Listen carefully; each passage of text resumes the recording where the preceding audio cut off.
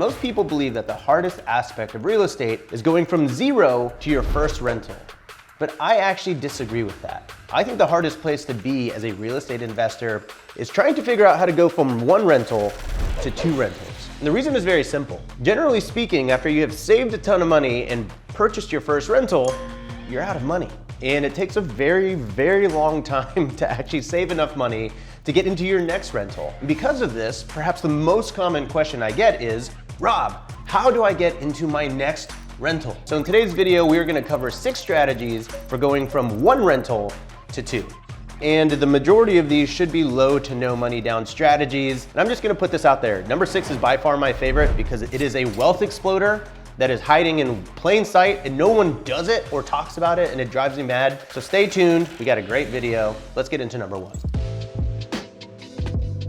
Hear me out on this. Don't buy a second property. What? I thought this video was about how to go from 1 to 2. We'll get to that, I promise you. But I believe that what I'm about to say is more important than buying a second property. See, a lot of people get caught up in this thing called door disease, where you just want to buy more properties and go from 1 to 2 to 3 to 4 to 5 to 6. The problem is that when people buy their next property, they haven't actually fully optimized their first property. So I want to put this idea out there to reinvest into your current property to try to squeeze out as much revenue as you can. So let me give you 2 examples as they pertain to short-term rentals and long-term rentals. When it comes to Airbnbs, it is rare that I see a property that is just so good that it cannot be improved upon and more money cannot be made. That's generally not the case. There's an amenity that you can add to the property, or you can take a new set of photos for the property. But this to me is a very important place to focus, solely because saving up for your second rental is hard. I mean, if you're talking about putting 20% down on a $400,000 house, that means you have to save up $80,000 before you can buy your next house. And it takes a long time to save $80,000. So I find that a lot of investors, they're able to get to $20,000 or $30,000, but that's kind of where they hit the wall. And so they feel helpless because that other $40,000 to $50,000 is so out of reach. But the truth is, if you have that extra, let's say $10,000 to $30,000, you can use that to enhance your property, to add a hot tub, to add a sauna, maybe add a pickleball court or an above ground pool with a deck around it. You can spend $500 on a new photographer. All of these things are things you can do for $30,000 or less. And in many cases, and of course this is gonna depend on your market, adding these types of amenities to your property can very easily increase your revenue $10,000 to $30,000 a year.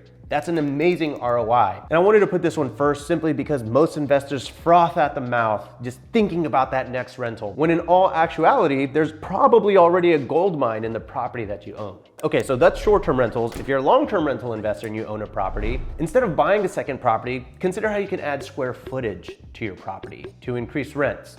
Great example of this would be, is there a garage that you can close in, turn it into extra square footage, turn it into an extra bedroom or 2, and increase your rents $400 to $800 a month. Not only do you increase your rent by doing this, but you also increase your ARV, your after repair value. It's very possible that it could cost you $20,000 to do that conversion. I know because I just did this at my Pink Pickle property, but generally speaking, the value is also gonna go up, usually more than the amount that you invested. So I just took a look at some of the properties in the zip code where I did my garage conversion, and the price per square foot on a lot of these properties are anywhere from $228 up to $310 per square foot. My garage conversion was 400 square feet. So I'm gonna just take the low end of this. I'm gonna multiply 400 times 228. That's the lowest one I could find. And quick calculation here, I'm getting $91,200 of additional value on my property that I was able to create for $20,000. Now, it doesn't always compute exactly the way that I showed you. This is a quick calculation, but just goes to show you, I invested $20,000 and I got way more than $20,000 of additional value and equity in my property. So don't feel like you have to rush to property number 2. I promise you, there's more money in property number 1 than you think. Number 2, partner up with somebody or find an investor. I know that this feels unobtainable to most, but I hope you understand that is how I built my portfolio when I first got started. I partnered with other people. At this point, usually people are like, but yeah, you're Rob Built. Everybody wants to invest with you. Well, not really. See, when I first got started, the Raw Built channel did not exist. But that doesn't mean that I wasn't social. You know, I would post my successes and I would show the payouts that I was making on Airbnb and me furnishing my Airbnb, and I would talk about my journey on Instagram with my friends. And I just made it known that I was in real estate and loving it and wanting to do more. And just from posting about it and making it known to people, I had people that would approach me and say, hey, I know that you're doing that real estate stuff. That sounds really cool. I've always wanted to do that. Will you show me? And I would say, sure, why don't we partner up? And many times they took me up on it. I see a lot of people that try to go and get investors and partners before they've even gotten into the game. And you know what? I'm not saying don't go do that. I'm just saying that when you have no experience, the risk level is very high. But if you've got a good proof of concept and you're making money and you're pretty good at this real estate thing, there's nothing stopping you from going out there and finding an investor or partner. Now, if you're wondering, well, how would this even work? There's a lot of different ways you can do this, okay? And the reason that this is a low to no money down situation is twofold. One, you might have $30, $40, or $50,000 that you've already saved up over time. If that's the case, you can find a partner who also has $30, $40, $50,000 and say, hey, can we put that together and have anywhere from 60 to 100K that we can go and put into a deal together? Or if you have just a little bit of money, which is always the preference if you're working with investors, having a little bit of skin in the game, you can go to an investor and say, hey, I've got 15 or 20 grand to my name. I'm willing to put this in as a good show of faith, but I'm also looking for investors to help me fund this deal. And you can work out so many types of splits with investors. You can give them 50% of the cash flow, 50% of the equity in exchange for you running the entire investment. You can give them 75% of the cash flow, 75% of the equity until their initial investment is paid back, and then you waterfall that down to a 50-50 split. But what I love about this is when you're working with people in your network, when you're working with investors and partners, those terms are negotiable and you can set them on a case-by-case basis. Just so you know, the first deal that I ever bought that wasn't my primary residence was through finding an investor, aka a family friend in my network that was willing to take a chance on us. And guess what? About 7 years later, we just sold that property and I think we made $210,000 on a little 2-bedroom, 1-bath condo. Because I put myself out there 7 years ago, we made $210K. I'm telling you, it works. You just have to believe in yourself enough to sell yourself. Hey, super fast. If you're a short-term rental host and you're trying to get your first, your second, your third property, whatever it may be, I just wanted to let you know that I have a whole free community for hosts and real estate investors that you can join and ask me all of your questions about how to get started, how to fund your deals, how to scale, how to operate your short-term rentals. So if you like me and you like free stuff like courses and PDFs and guides and downloads, then I'll leave a link in the description down below for you where you can join and ask me a question. Again, that link is in the description down below. Back to the video.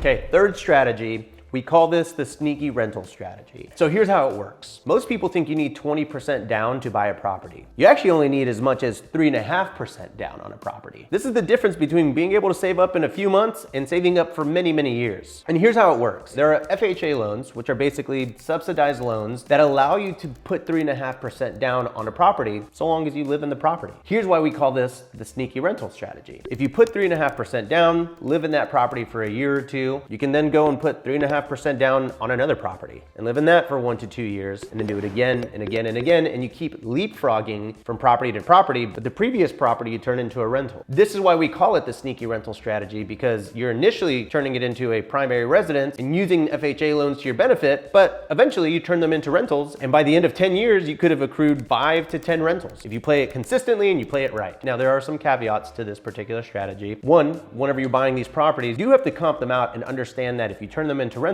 the ideal scenario in a rental is the cash flow. So you want to make sure that any property you buy has the ability to cash flow. Otherwise, you'll have all these properties that bleed 500 to 1,500 bucks a month. And if you keep doing that, you're not going to be a real estate investor very long. But there are a couple of different strategies for making this work, and I'll give you sort of my favorite one. House hacking. Rent by the room. So let's say you buy your first property, you put 3.5% down. You would need $14,000 to buy that house. I think that's an achievable amount of money for most people that are working hard, maybe have a couple of side hustles, side gigs, have a steady income. You buy this house for $14,000. You want to go for a 3, 4, or even a 5-bedroom property if you can, and you rent out the other rooms. And so what you're trying to do is effectively get all of those rents from the other rooms to cover your entire mortgage. This to me explodes wealth like crazy, because I've always told you all and friends and family that the catalyst for true wealth is getting your mortgage down to zero. And if you could have other roommates and other tenants pay your rent, then basically what you're doing is you're saving that amount of money every single month. Let's say you have a $2,500 mortgage. Well, over the course of the year, by having other people pay for that, you will have saved $30,000 that you can then use to put 3.5% down on the next property. Now, I will say this requires a little bit of discomfort. Most people don't like to share their space with other people. To those people, I say, well, you know what? Getting wealthy isn't easy, and you do have to make sacrifices, but there are other methods. You don't have to necessarily rent out other rooms. You could buy a duplex or a triplex and rent out the entire other units. But no matter what, there are so many strategies at play here. The moral of the story is this does work. It's a low and slow approach. Okay, you're not gonna get 10 rentals in a year. But if you play the slow game and you do this every couple of years, you can absolutely retire a millionaire. Number 4, these are the best types of deals if you can find them, seller finance deals. Instead of going to a bank and applying for a loan and going through months of underwriting and then getting a mortgage, what you're gonna do is you're just gonna go straight to the seller and let them be the bank and make payments to them and have them finance their mortgage to you. Most people think that these deals do not exist. They're unicorns, Rob. They're impossible to find. Well, that is absolutely not true. One of the more recent purchases that I made was in the Houston Heights, which is an amazing neighborhood, perhaps the best neighborhood in Houston, and it was a seller finance deal. I didn't do anything crazy, okay? I was driving in the neighborhood and I saw a for sale sign, and above that for sale sign, there was an owner financing flag above it. Pulled over, made the call, and I asked the realtor, what do you mean owner financing? No one does this. And they were like, yep, seller wants 10% down, 5% interest. After a little bit of back and forth, I was able to put down 10% and get a 3% interest rate on a $410,000 property. So I had to come out of pocket $40,000 to purchase that property. That to me is low money down. Considering had I gone to a bank, I would have needed anywhere from 20 to 25% down, which is 80 to 100K. So for me, $40,000 was an absolute win. And that deal was hiding in plain sight. It was actually listed on the MLS for 60 days. And for whatever reason, nobody wanted it. Now, there are a lot of seller finance deals out there. Good, bad, horrible, you're gonna bleed if you buy that property type of deals. But they are out there, and I'll give you a quick tip on how to find it. Go to Redfin, go to Zillow, and type in seller financing. Okay? Actually, why don't we do this together? All right, let's go to Austin, Texas here, one of my favorite markets. And we're gonna go to the keyword search, type in seller financing. See all the homes? So all of these properties here are properties that have the words seller financing in the description. Now you do have to sift through these. You have to actually make sure they comp out. You have to make sure that they're legit deals, but let's just see what the first 4 turn up for us. All right, we got this first one here. Seller financing available. All right. It's the first thing that listing says. Fantastic. All right, next one, 1.4 million. Bonus, seller financing is available to qualified buyers, offering an opportunity to secure a below market interest rate. Okay, easy peasy. And just for fun, why not look at, let's look at this one, 395K. That's that $400,000 price point that we talked about. Oh, here we go. Assumable 3% interest rate, meaning you can go to the bank, get underwritten, and just take over the mortgage entirely. And if that doesn't work, seller will consider owner financing. I mean, guys, the deals are hiding in plain sight. Now, how much do these sellers want down? It could be 20, 30, 40, 50% down. I don't know, there are a lot of deals out there. The moral of the story is if you type in seller financing in your market or the surrounding markets, you have the opportunity to call those sellers and negotiate how much you can put down. I had a student one time in host camp, her name is Tara. Hello, Tara. She negotiated a 0 money down seller finance deal, and I'm pretty sure it was like 2% interest or something like that. All she did was pick up the phone, she made the call, and she put herself out there, and it worked out for her. Strategy number 5 is a classic, and that's a BRRR. If you're unfamiliar with the BRRR, that stands for buy, rehab, rent, refinance, and repeat. And generally speaking, the rent in the BRRRR strategy is you go and you long-term rent it. However, you can totally execute this strategy with an Airbnb. I call this a BRRRster. I've also heard it called an Airbnb. I don't care what you want to call it, but just know that you can do a BRRRR with an Airbnb. And here's the basic premise of a BRRRR. You buy an old house that needs to be fixed up, you fix it up, the house is worth a lot more after you fix it up, and then you go to the bank and do a cash out refinance, and hopefully pull all the money that you invested into that house out, and you have a property with no money out of pocket. So I'll give you an example here to kind of contextualize how it all comes together. Let's say you buy a fixer-upper for $200,000. You put $50,000 into renovations, new kitchen, fresh paint, upgraded furniture, maybe even add a hot tub or a fire pit to make it Airbnb ready. And now your all-in cost is $250,000. But let's say that after all of that work, the property is now worth $350,000 because you were able to force appreciation through the rehab. Then you go to the bank and you refinance via a cash out refi. The bank gives you 75% of the new value. So take 75% of $350,000, and that gives you $262,000. That means that you get your entire $250,000 back, plus an additional $12,500 bucks. And now you own a newly renovated rental or Airbnb that's cash flowing and you got all your money back. So you can take that same $250,000 and repeat the last R in BRRR it to the next deal. That right there is the BRRR method. It's like a real estate recycling machine. Now, I know that you're at home and you're like, well, Rob, how do I get the $250,000 to buy the deal? I got you. Chill.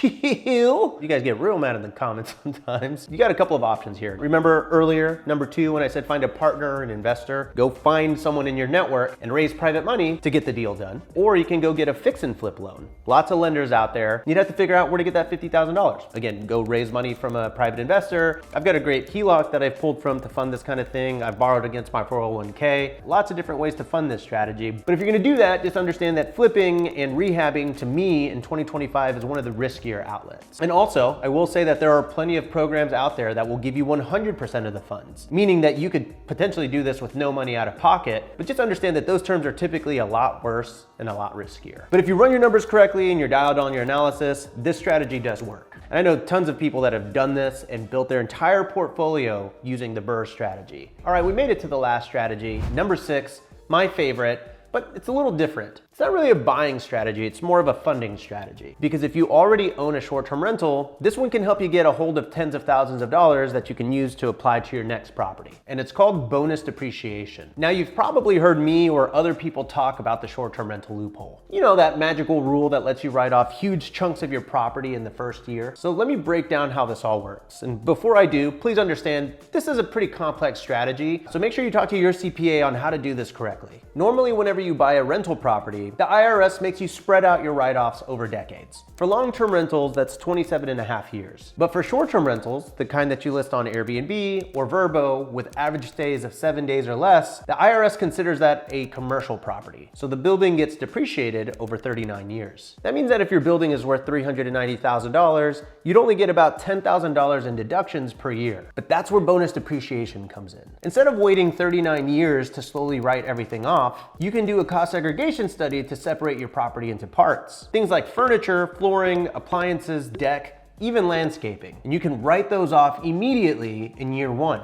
So instead of $10,000 a year, you might get $150,000 of deductions in the first year. And if you qualify for the short-term rental loophole, meaning you materially participate and self-manage your property, that paper loss that you got from your deductions can offset your W-2 or active income. So to put it simply, let's say that you make $150,000 a year at your W-2 job. And let's say that you get a cost segregation report and you get $150,000 in deductions, AKA a paper loss. That $150,000 could effectively wipe out your $150,000 salary and bring your total taxable income to 0. Now, if you're taxed at a 32% tax bracket, 32% of $150,000 is $48,000. That's how much you can possibly lower your tax bill by implementing the short-term rental loophole. Now let's say that you're cash flowing pretty well, you got this massive tax break, you take what you would have paid in taxes, you take the cash flow, you add it together, and now you're one step closer to having a down payment and implementing any of the other 5 strategies that we talked about today.